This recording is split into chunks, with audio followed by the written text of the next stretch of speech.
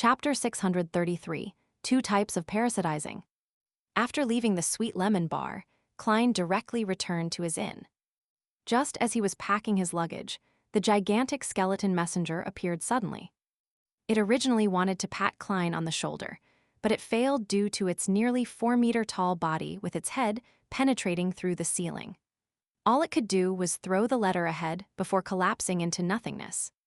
Mr. Azik has finally replied. It has almost been a week. Has the messenger been changed? It looks like the original one and would make the corresponding warning. Klein caught the letter and unfolded it. I'm very sorry that I'm only replying to you today. Perhaps it's because the memories I've recovered has exceeded the limits of my body. I had to spend several days in a deep sleep to adapt to it. The matters you described does coincide with the traits of a marauder pathway. Their corresponding sequence 4 is parasite. In higher sequences, they possess the beyonder powers of parasitized bodies. According to what I know, there are two types of parasitizing. The first type is a preliminary state. The parasite would borrow the host's body to hide himself, so as to extend his lifespan and recover from his injuries. He can see and hear whatever the host sees and hears, but he is unable to interfere with the host's thoughts or steal his thoughts. Therefore, for a host to converse with a parasite, he will have to be the first to speak. The other is full control. The parasite is nearly fused with the host's spirit body, knowing and understanding his thoughts, as well as take over control of the body. Faced against the first type of parasite, one can inform the host via dreams or a subconscious conversation without worrying about being discovered by the parasite. This is because the parasite has to use the host's senses to sense his surroundings. For the second state, there is no way to converse with the host without the parasite's knowledge. However, there is a chance of eradicating the parasite, which is to rely on the host's faith. It's very difficult for me to accurately describe such matters, and all I can say is that when one opens his heart while praying, the target of the prayer would be able to discover the existence of the parasite, and through a particular ritual, provide feedback to complete the separation or eradication. Of course, the prerequisite is that the host himself doesn't know of this. Otherwise, the parasite would definitely be alerted and begin carrying out preventive measures. Isn't the latter situation somewhat similar to Little Son? S. He prayed to me without much thought, and I discovered the existence of Ammon's avatar. Then, with a concealed goal, I taught him the secret deed ritual and used it to cleanse the parasite. Klein instantly had a deeper understanding of the previous situation he was in. However, I'm currently unable to determine which state my dear poet is in. Back in Tingen, he would occasionally talk to himself. This might be a result of the first type of parasitic states, but the problem lies in the fact that it has been months. It's possible that the parasite has completed his complete control of Leonard. I have to first confirm the matter before knowing what I should do. Otherwise, rashly entering his dream will only lead to preemptively warning the parasite, making the problem more serious and harder to resolve. If it's the second parasitic state, my dear poet believes the goddess, but she has millions of believers. It's unlikely that she would pay important notice to a red glove who's neither a blessed or saint. She's unlike me, the fool. I read every prayer and often provide a one-to-one service. This is what it's like during a startup phase. As Klein thought over it, he suddenly sighed and felt wistful. He originally planned on entrusting a task to Emlyn to secretly monitor Leonard Mitchell to see if he often whispered to himself. However, after considering how Emlyn had already appeared before Leonard and the parasite because of Tinder, there was a high chance that he was a target they were wary of or a target of investigation. Therefore, he rationally abandoned such a thought. Miss Magician is only a sequence 8 and a trick master. She doesn't have the ability to monitor a parasite at the angel level or a red glove. Miss Justice's identity is the best form of concealment. Besides, she's also a believer of the goddess. But the problem lies in the fact that she's back in her fief. She will only return to Backland in June. Mr. Hanged Man and Ma'am Hermit are at sea. As for Little Son, there's no way for him to connect with the outside world. There's still not enough Tarot Club members. The factions they've expanded into are still lacking. I can't find any suitable person to help me complete this task. Among the people I know, Miss Sharon should be the best choice to perform such matters when it comes to concealment, but I have no way of contacting her, even if I do it through Miss Magician or Emlyn. Sigh, I had fled Backland in a hurry, so I failed to consider many of the consequences. Klein raised his hand to knead his temples as he thought about how Leonard was an elite red glove in the Nighthawks.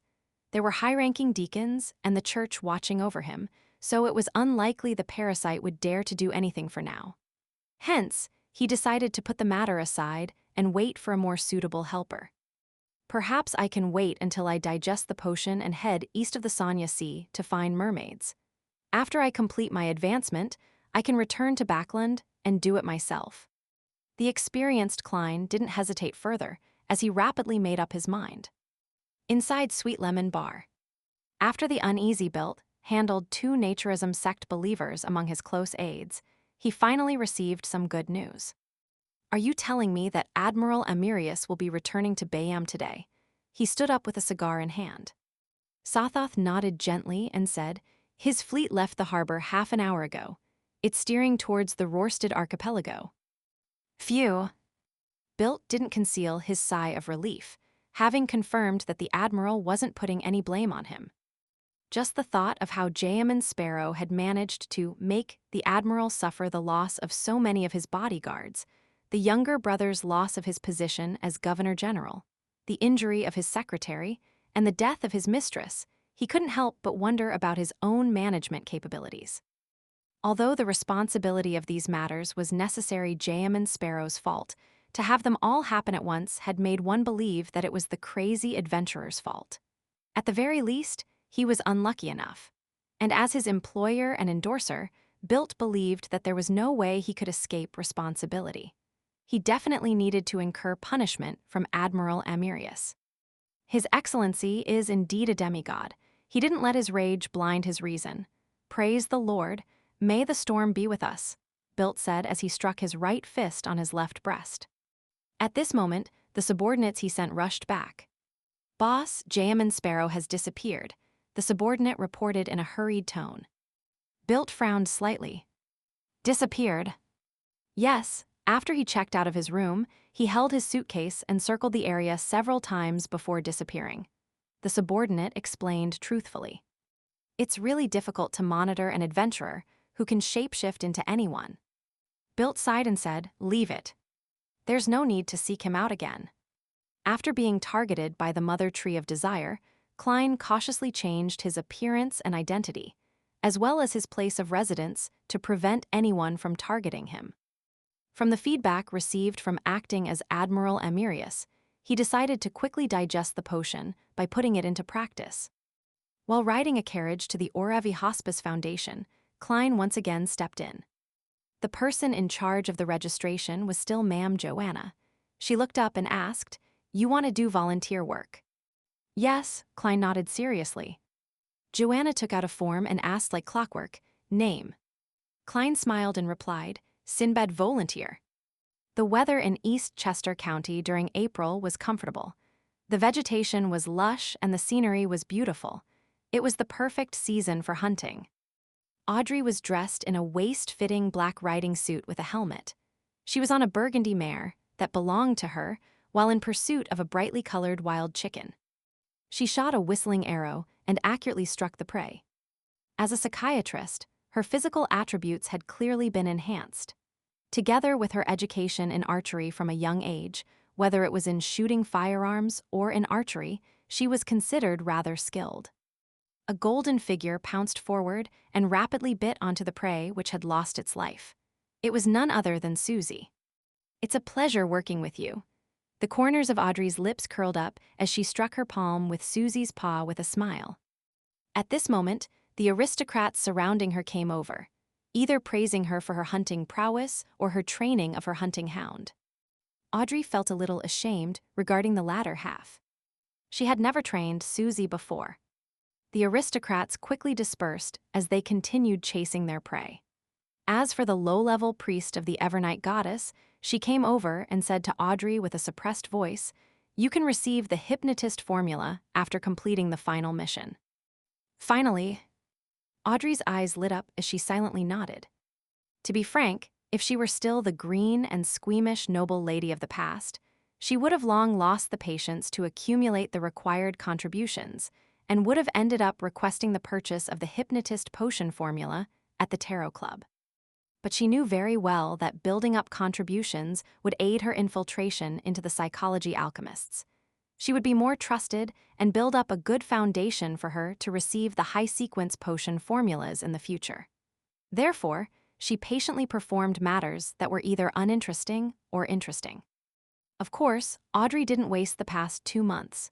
She had been eavesdropping on the conversations of the aristocrats and maidservants before guiding them to pour out their frustrations and aid them in defeating their negative emotions.